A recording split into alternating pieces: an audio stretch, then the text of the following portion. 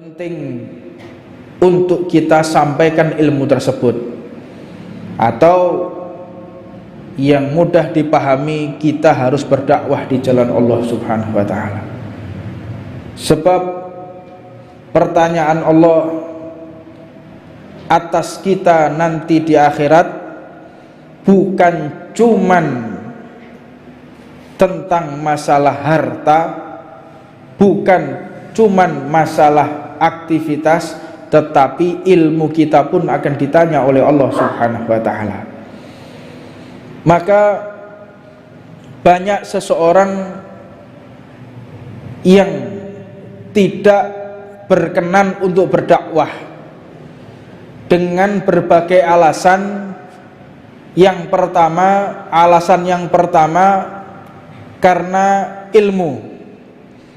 Alasan kedua karena kesempatan. Alasan ketiga karena tidak ada dana. Maka perlu kita ketahui, sebagaimana yang disampaikan oleh Syekhina Al-Habib Ahmad Jamal bin Thaha Ba'agil, nafa'anallahu bihi bi'ulumih. Beliau di dalam satu jalsahnya menjelaskan, dan penting untuk kami sampaikan di majelis kita yang mulia ini, bahwa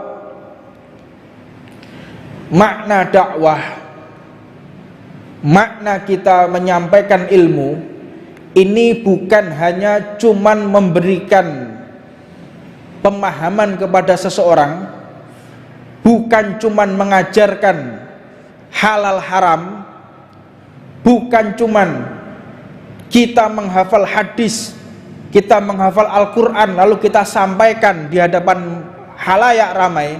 Ketahuilah, makna dakwah adalah jika kita berhasil menyambungkan kembali antara Khalik dan makhluk.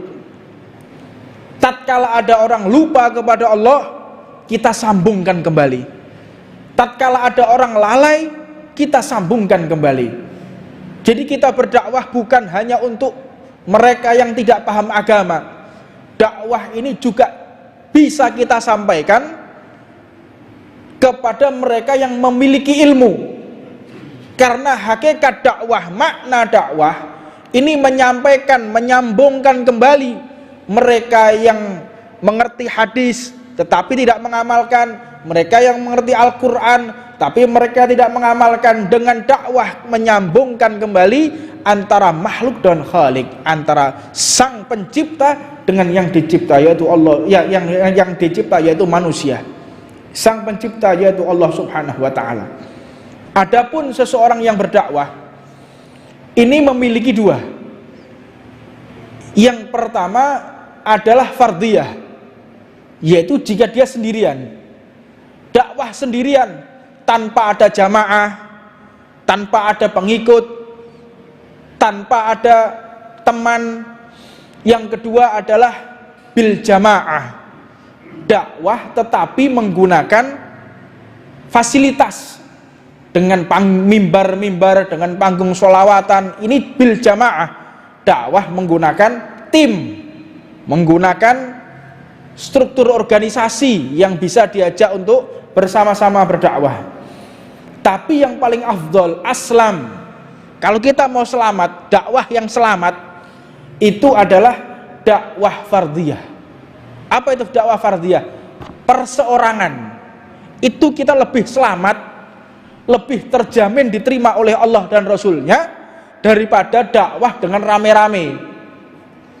Sebab dakwah kalau sudah rame-rame ini berpotensi akan sum'ah, berpotensi akan gila popularitas, berpotensi orang tersebut egonya akan naik, rahmatnya akan turun. Kita kalau sudah kumpul dengan ribuan jamaah, ego kita naik. Kita tidak toleransi dengan sekeliling kita, seenaknya sendiri. Ini justru tidak membuat athar yang baik, tidak membuat bekas yang baik. Sebab dakwah ini harus ada atharnya, harus ada bekasnya. Sebagaimana para sahabat Nabi Muhammad SAW mereka ketika selesai mendengarkan tausiah, mendengarkan ucapan Nabi Muhammad, asarnya itu sampai ke anak cucunya, bekasnya itu sampai ke anak cucunya, dengan membawa iman, dengan membawa pesan yang disampaikan oleh Rasulullah. Rasulullah mengatakan ini halal, Rasulullah mengatakan ini haram, membekas, pulang membawa hukum Allah. Ini dakwah yang benar. Tetapi jika kita tidak mampu bil jamaah fardiyah, aslam, selamat kita, lebih aman dari segala perkara-perkara yang membuat kita tidak diterima oleh Allah. Dan adapun jika seseorang berdakwah, jangan sesekali kita menginginkan diri kita untuk dimuliakan oleh orang lain. Ini penyakit mereka yang berdakwah di jalan Allah, minta diistimewakan, minta disambut, minta untuk diperhatikan. Ini bukan jalan dakwah Rasulullah sallallahu alaihi wa ala alihi wasallam. Mereka para pendakwah, sebagaimana yang disampaikan oleh maha guru kita, guru mulia Al-Habib Umar bin Muhammad bin Salim bin Hafidh, pengalaman ketika beliau hadir di kota Tuban pada beberapa tahun yang silam, tepatnya di depan Masjid Muhdhar ini, beliau berdakwah menggunakan bahasa Arab. Secara mayoritas yang mendengarkan tidak bisa berbahasa Arab, tapi yang hadir semuanya menangis ketika beliau menyampaikan tenang, ketika beliau menyampaikan diam, ketika beliau menyampaikan seolah-olah paham apa yang disampaikan oleh Habib Umar. Artinya apa? Tidak tahu. Ini praktek di lapangan. Artinya apa yang disampaikan Habib Umar? Tidak tahu. Sebelum diterjemahkan apa? Tidak ada yang paham. Tapi mereka pada nangis. Mereka teringat dosa-dosa, mereka teringat orang tua mereka, mereka teringat perkara-perkara wajib yang belum dikerjakan. Subhanallah. Maka beliau pun mengatakan, dakwah, jika kita merasa lebih mulia dari orang yang hadir, maka tidak akan sampai ilmunya Nabi Muhammad. Jika kita berdakwah, mengucapkan ucapan Rasulullah, mengucapkan hadis, mengucapkan Al-Quran, mengucapkan nasihat-nasihat, tetapi kita merasa lebih mulia dari orang-orang yang mendengarkan kita, tidak akan sampai ilmunya Rasulullah. Mana mungkin kita ingin mentransfer cahaya Allah.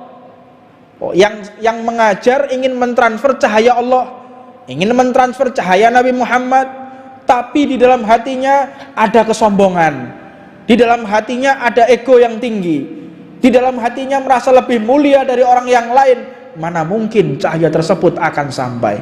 Tidak mungkin, akan hilang di tengah jalan dan tidak akan bisa diamalkan bagi orang yang mendengarkan ilmu tersebut.